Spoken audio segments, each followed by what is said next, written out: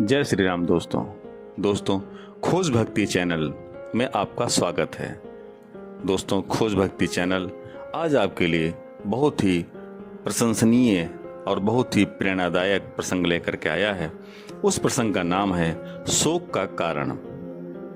तो दोस्तों, चलते हैं प्रसंग की तरफ। और उससे पहले यदि आपने अभी तक चैनल को सब्सक्राइब नहीं किया है तो कृपया चैनल को सब्सक्राइब करें और वीडियो को लाइक करें।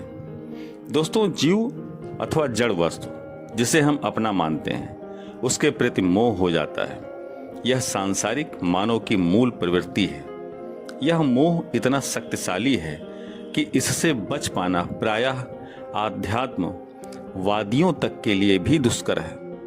मोहमयी मनोभूमि अपने प्रिय का संग चाहती है, कारण मोह में अपेक्षा कामना है। कामनाएं आसक्ति मोह को संतुष्ट करती हैं। दूसरे शब्दों में, मोहमय मन की उर्वरा भूमि में क्रमशः काम क्रोधादिक विकारों की ही फसल होती है, जो परिणाम में दुख और शोक को देने वाली है।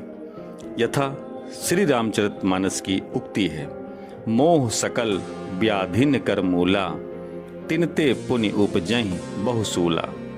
मोह पात्र के वियोग से मन शोकाकुल हो उठता है।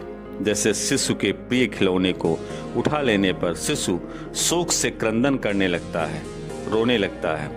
उसकी यह प्रवृत्ति खिलौने के प्रति उसके मोह के कारण है।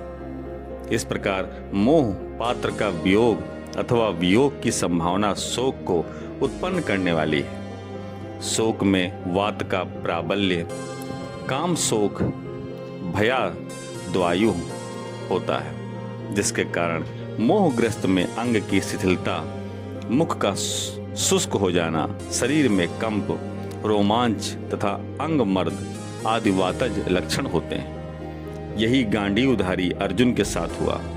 उसका मोहग्रस्त मन मोह पात्रों के वियोग की संभावना मात्र से शोकग्रस्त हो गया। वह अपने सर्वस्व श्री कृष्ण से कहने लगा, दृष्टवेवम स्वजनम कृष्ण युयुत्सुम समुपस्थितम सीदंतिमय गात्राणि सुखम च परिशुष्यति वेप थुश्च शरीरे में रोम हर्षच जायते। अर्थात, हे कृष्ण, यह युद्ध की इच्छा वाले खड़े हुए स्वजन समुदाय को देख करके मेरे अंग शिथिल हुए जाते हैं और मुख भी सूखा जाता है। मेरे शरीर में कंप तथा रोमांच भी होता है। इस प्रकार अर्जुन के शोक का पारावार न था। यहाँ शोक के दो कारण स्पष्ट हैं। नंबर 1, मोह का होना तथा नंबर 2, अधैर्य। शोक की स्थिति से उबरने के लिए पांडुपुत्र अर्जुन अपने प्रभु श्री कृष्ण से पूछते हैं कि हे मधुसूदन, कायरता रूप दोष से उपहत हुए स्वभाव वाला और धर्म के विषय में मोह चित हुआ मैं आपसे पूछता हूँ, जो कुछ निश्चय किया हुआ कल्याणकारक साधन हो वह मेरे लिए कहिए, क्योंकि मैं आपका शिष्य हूँ। इसलिए अपने शरण हुए मुझे शिक्षा दीजिए। यहाँ ध्यातव्य है कि मोह व्यक्ति को दुर्बल बना देता है। उसमें कायरता आ जाती है। उसे कर्तव्य अकर्तव्य का भान नहीं रह जाता और उसका धैर्य नष्ट हो जाता है। यह सब कुछ इसलिए होता है कि मोह की सुदृढ़ भित्ति मन और बुद्धि के मध्य बन जाती है। फलता मन और बुद्धि का संपर्क ही नहीं हो पाता। फिर न तो मन की दशा शोक का कोई निदान बुद्धि कर पाती है और न ही मन मोह से छुटकारा प्राप्त कर पाता है। मन शोक से छटपटाता हो है और बुद्धि अपना धैर्य खो देती है। दोस्तों, ऐसा व्यक्ति आत्म हंतातक बन जाता है। कुछ ऐसा ही विचार अर्जुन के भी मन में आया था। अर्थात, यदि मुझ शस्त्र रहित न सामना करने वाले को शस्त्रधारी धृतराष्ट्र के पुत्र रण में मारें तो वो मरना भी मेरे लिए अति कल्याणकारी होगा। मोहोत्पन्न काम में विघ्न पड़ने से क्रोध की उत्पत्ति होती है और क्रोध में व्यक्ति भगवान तक को नहीं छोड़ता।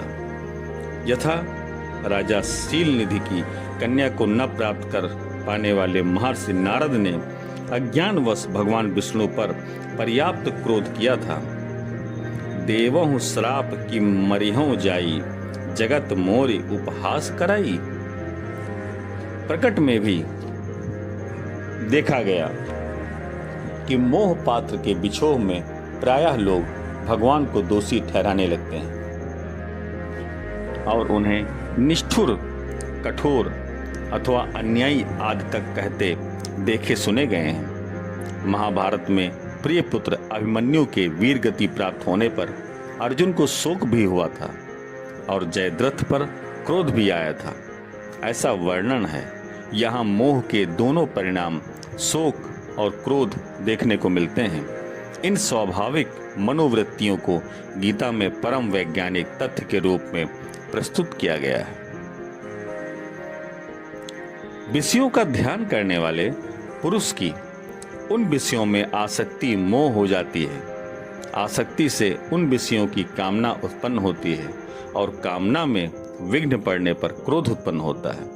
क्रोध से समूढ़ता, अविवेक और मूढ़ भाव से स्मरण शक्ति भ्रमित हो जाती है। स्मृति के भ्रमित हो जाने से बुद्धि का नाश हो जाता है और बुद्धि का नाश होने से वह पुरुष अपने श्रेय स्थान से गिर जाता है। तो दोस्तों, आज का प्रसंग शोक का कारण आपको कैसा लगा? प्रसंग यदि पसंद आया हो तो चैनल को सब्सक्राइब करें और वीडियो को लाइक करें। जय हिंद, जय भारत।